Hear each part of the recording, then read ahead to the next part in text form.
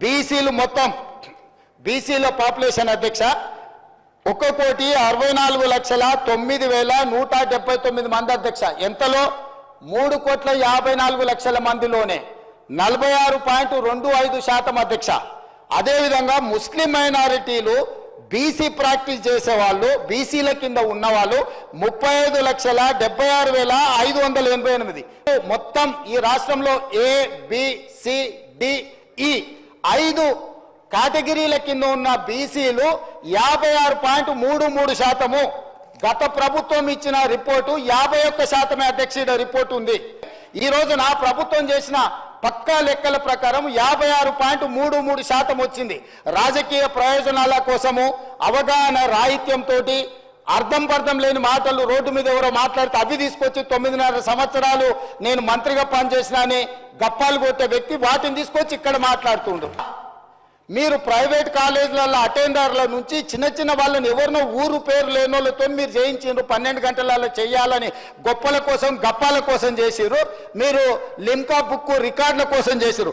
Limca book రికార్డుకు పంపించి వీళ్ళు గొప్పలు పొడిచిండ్రు అని లిమ్కా రికార్డుకు వీళ్ళు డేటా ఇస్తారు కానీ క్యాబినెట్కి ఇవ్వరు, తెలంగాణ అసెంబ్లీకి ఇవ్వరు అధ్యక్ష. వీళ్ళు ఇచ్చిన డేటా అధ్యక్ష. ఇది లిమ్కా బుక్ రికార్డుల కోసం లిమ్కాకు పంపించుకున్నారు. వీళ్ళు 10 సంవత్సరాలు ఎందుకు దాచిపెట్టిండ్రు అధ్యక్ష? ఎందుకు ఈ సభలో పెట్టలేదు? ఎందుకు క్యాబినెట్లో పెట్టలేదు? అంటే మంత్రుల మీద నమ్మకం లేదు, ప్రజాప్రతినిధుల మీద నమ్మకం లేదు, ప్రజల మీద నమ్మకం లేదు. మీరు మీ దగ్గర దాచిపెట్టుకొని మీ కుటుంబమే సమాచారాన్ని అడ్డం పెట్టుకొని అన్ని రకాల అరాచకాలు చేసి ఈరోజు ప్రభుత్వం చిత్తశుద్ధితోని ఒక మంచి పాలసీని తీసుకొచ్చినప్పుడు ఆ విషయం మాట్లాడుకుంటే 10 సంవత్సరాలు మీరు చేసిరు. లిమ్కా బుక్ రికార్డ్స్కి అవసరం ఉందా అధ్యక్ష? ఇది లిమ్కా రికార్డ్స్ ఈరోజు బీసీలకు న్యాయం చేస్తుందా? అంటే ఎట్లా తయారైంది అధ్యక్ష? అంటే వీళ్ళు ఎంతసేపు ఉన్నా ఉద్దర గప్పాలకు అలవాటు పడ్డారు అధ్యక్ష. ఎక్కడికక్కడ పొగడ్తల కోసం పేపర్లలో టీవీలలో నేను సెల్ఫీ దిగుతా, సెల్ఫ్ డబ్బాలు కొట్టుకుంటా, ఇవన్నీ నన్ను నువ్వు పోగుడు, నిన్ను నేను పోగుతా, నా ఇప్పు నువ్వు గోకు, నీ ఇప్పు నేను గోకుతా. ఎంతకాలం ప్రజల్ని మోసం చేస్తారు అధ్యక్ష? మాట్లాడలేకపోవచ్చు అక్కడ ఉన్న మా బీసీ మిత్రులు, కానీ వాళ్ళ మనసుకు తెలియదా ఈరోజు ఈ ప్రభుత్వం చేస్తున్న ప్రయత్నం? ఎవరైనా ఈరోజు ప్రతిపక్షాలు డిమాండ్ చేసిండ్రు అధ్యక్ష మమ్మల్ని?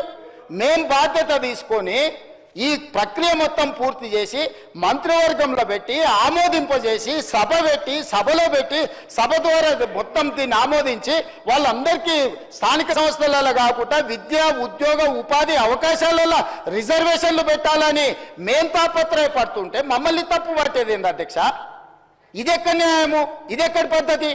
మీ కుటుంబానికి నచ్చకపోతే ఇక బలహీన వర్గాలకు అసలు ఏం మంచి జరగొద్దా? ఈరోజు ఈ డాక్యుమెంట్ మీద నేను ఒకవేళ వాళ్ళు చర్చకు పెడదామంటే రేపు ఎప్పుడు చర్చకు పెడదామో చెప్పమని ఉంది అధ్యక్ష. దీనికి ఉన్న సాంకేతికత ఏంది, దీన్ని చేసింది ఏంది, దీన్ని ఎక్కడ కంప్యూటరైజ్ చేసిండ్రు, ఎక్కడి నుంచి తీసుకొచ్చిండ్రు, ఇదంతా ఇప్పటి వరకు ఈ డాక్యుమెంట్ అనేది ఏదో ఒక వెబ్సైట్లో ఎవరో పెడుతున్నారు. ఇది అధికారికంగా నేను ఎందుకు కోట్ చేయలేదంటే వాళ్ళు రేపు ఇది చేస్తే నువ్వు ఎక్కడి నుంచి తెచ్చినావు అని అడుగుతారు. సోర్స్ ఆఫ్ డాక్యుమెంట్ నేను చెప్పలేను. ఇప్పుడు 9.5 సంవత్సరాలు మంత్రిగా పనిచేసిన ద గ్రేట్ ఆయన ఎవరో మంత్రి గారు చెప్పినందుకు ఇప్పుడు ఇది అఫీషియల్గా నేను మాట్లాడుతున్నా అధ్యక్ష. ఇది ఎక్కడ పబ్లిక్ డొమైన్లో అధికారిక వెబ్సైట్లలో లేదు. కేవలం ఆ కుటుంబం వాళ్ళ ట్రెజరీలో పెట్టుకొని ఎన్నికలు వచ్చినప్పుడు ఈ వివరాలను వాడుకొని వాళ్ళు రాజకీయం చేసిరు. మేము అట్లా చేయడం లేదు. ఆ నివేదిక 4 వాల్యూమ్ల రూపంలో ఉంది. 3 వాల్యూమ్స్ ప్రక్రియ విధానము చేపట్టింది, డీటెయిల్స్ ఉన్నాయి. 4వ వాల్యూమ్లో మాత్రం ఇండివిజువల్ వివరాలు ఉన్నాయి అధ్యక్ష. ఇండివిజువల్ వివరాలు ప్రజలకు ఇవ్వడానికి వీలు లేదు. ప్రభుత్వానికి ఆ వ్యక్తికి మధ్యలో ఉన్న సమాచారము ప్రభుత్వం కాబట్టి ప్రభుత్వం మీద నమ్మకంతో ఇచ్చారు. ప్రభుత్వం కస్టోడియన్. ప్రభుత్వం cannot disclose every document, every detail to every individual. So దయచేసి అక్బరుద్దీన్ ఓవైసీ గారిని అర్థం చేసుకోమని నేను అడుగుతున్నా. ఇండివిజువల్ డేటా కాకుండా మీకు ఏం కావాలన్నా మొత్తం ఇస్తాం, కంపెల్ చేసి టోటల్గా రిపోర్ట్ ఇస్తాం. మీకు ఇంకేమైనా అనుమానాలు ఉంటే కూడా నివృత్తి చేస్తాం. దయచేసి బీసీల జనాభా పెరిగింది మా సర్వేలో, మైనారిటీల జనాభా పెరిగింది మా సర్వేలో. మేము పక్కా సమాచారాన్ని సేకరించినాము. 2011 తర్వాత జనాభా లెక్కలు జరగలేదు. సో ఈ ప్రభుత్వానికి దాపరికం లేదు. ఒకవేళ నిజంగానే అబద్ధాలు చెప్పాలనుకుంటే వాళ్ళ సమాచారం ఈయనల గురించి నేను ఎందుకు చెప్తుంటే అధ్యక్ష? ప్రాసెస్ను మీరు తప్పు పట్టకండి, ప్రభుత్వ చిత్తశుద్ధిని తప్పు పట్టకండి. ప్రభుత్వం ప్రాసెస్ని పర్ఫెక్ట్గా చేసింది, ప్రభుత్వానికి చిత్తశుద్ధి ఉంది.